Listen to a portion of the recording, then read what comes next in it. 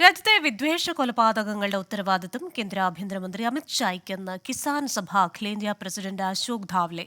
ഛത്തീസ്ഗഡിൽ പശുക്കടത്തിന്റെ പേരിൽ കൊല്ലപ്പെട്ട 3 യുവാക്കളുടെ കുടുംബത്തിന് കിസാൻ സഭ 1,00,000 രൂപ ധനസഹായം കൈമാറി. വിവരങ്ങളുമായി ബൽറാം നെടുങ്ങാടിയാണ് ചേരുന്നത് ഡൽഹിയിൽ നിന്ന്.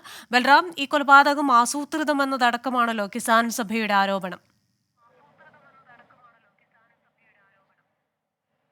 ക്രിസ്റ്റീന, കഴിഞ്ഞ ദിവസം ഈ കൊല്ലപ്പെട്ട 3 യുവാക്കളുടെയും വീടുകളിൽ കിസാൻ സഭയുടെ സംഘം സന്ദർശനം നടത്തിയിരുന്നു. തുടർന്ന് ആ കുടുംബാംഗങ്ങളിൽ നിന്നും ഇതുമായി ബന്ധപ്പെട്ടുള്ള അവരുടെ അഭിപ്രായങ്ങൾ തേടിയിരുന്നു. ഇതിന്റെ അടിസ്ഥാനത്തിലാണ് കിസാൻ സഭ ഈ വാർത്താ സമ്മേളനം നടത്തിയത്. ഈ വിദ്വേഷ കൊലപാതകങ്ങളുടെ പൂർണ്ണ ഉത്തരവാദിത്വം പ്രധാനമന്ത്രി നരേന്ദ്രമോദിക്കും ആഭ്യന്തരമന്ത്രി അമിത്ഷയ്ക്കുമാണ് എന്നാണ് കിസാൻ സഭ ആരോപിക്കുന്നത്. ഒപ്പം തന്നെ കൊല്ലപ്പെട്ട സംഭവത്തിൽ ഈ ഉത്തരവാദികൾക്കെതിരെ ഗുരുതരമായ വകുപ്പുകൾ ചുമത്തി കേസെടുക്കാൻ പോലും സംസ്ഥാന സർക്കാർ തയ്യാറായിട്ടില്ല.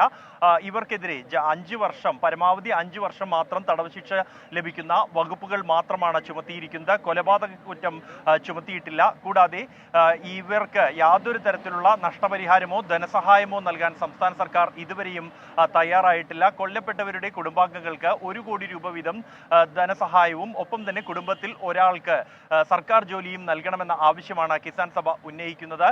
ഈ വിഷയം ഉന്നയിച്ചുകൊണ്ട് രാജ്യത്ത് നടക്കുന്ന വിദ്വേഷ കൊലപാതകങ്ങൾ ഉന്നയിച്ചുകൊണ്ട് ഈ മാസം 26-ന് ദേശീയ തലത്തിൽ തന്നെ പ്രതിഷേധം സംഘടിപ്പിക്കുമെന്ന് കിസാൻ സഭ പ്രഖ്യാപിച്ചിട്ടുണ്ട്. ഒപ്പം തന്നെ ലോക്സഭാ പ്രതിപക്ഷ നേതാവ് രാഹുൽ ഗാന്ധി കൊല്ലപ്പെട്ടവരുടെ വീടുകൾ സന്ദർശിക്കണമെന്നും ലോക്സഭയിൽ ഈ വിഷയം ഉന്നയിക്കണം എന്നുമാണ് കിസാൻ സഭ ആവശ്യപ്പെടുന്നത്. ക്രിസ്റ്റീന.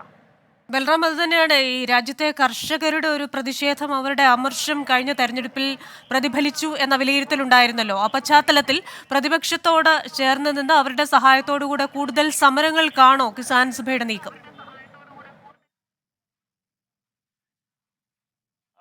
ക്രിസ്റ്റീന, ഈ വിഷയത്തിൽ കിസാൻ സഭ നേരത്തെയും രാജ്യത്ത് വിദ്വേഷ കൊലപാതകങ്ങൾ ഉണ്ടായ രാജസ്ഥാനിലും ഉത്തർപ്രദേശിലും വിദ്വേഷ കൊലപാതകങ്ങൾ ഉണ്ടായ ഘട്ടങ്ങളിലെല്ലാം തന്നെ ഈ വിഷയത്തിൽ ഇടപെട്ടിരുന്നു.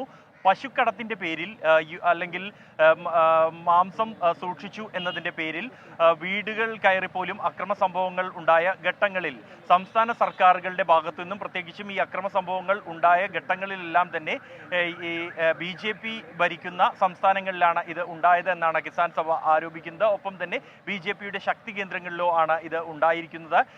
ഈ ഘട്ടങ്ങളിൽ ഇടപെടുകയും ഈ വിഷയത്തിൽ മറ്റ് സംസ്ഥാന സർക്കാരുകൾ പോലും ധനസഹായം നൽകാതിരുന്ന ഘട്ടത്തിൽ അത് അവർക്ക് ഈ കർഷകരിൽ നിന്നും പിരിച്ചെടുത്ത പണം കൈമാറിയത് കിസാൻ സഭയാണ്.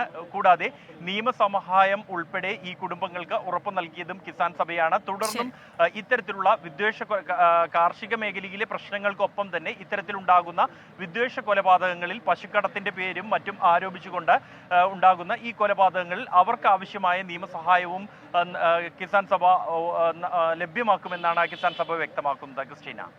വിവരങ്ങൾ നൽകുകയായിരുന്നു ഡൽഹിയിൽ നിന്ന് ബൽറാം നെടുങ്ങാടി.